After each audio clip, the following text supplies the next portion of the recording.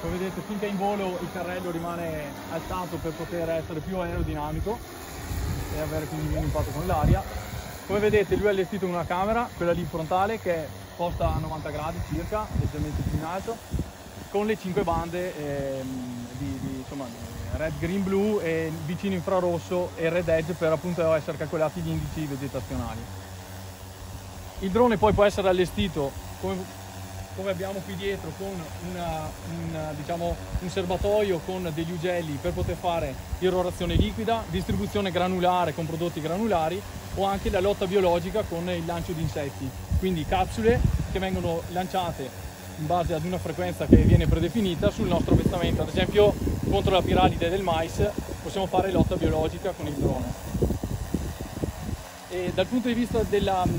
parte legata all'irrigazione, il drone è in grado di rilevare non solo, come ho detto prima, le zone a maggior stress idrico delle nostre colture, quindi andare a capire dove effettivamente c'è maggior bisogno.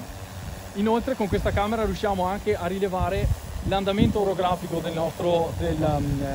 avestamento, quindi possiamo definire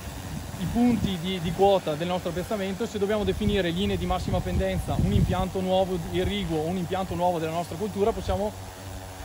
avere già maggiori informazioni e rilevare, cioè ricavarci il modello digitale, quindi con tutte le quote. Con una camera diciamo ancora più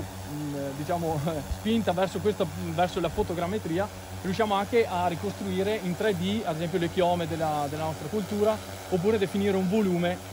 di un nostro, non so, se abbiamo un avestamento in collina, possiamo anche definire volumi di stereo e riporto.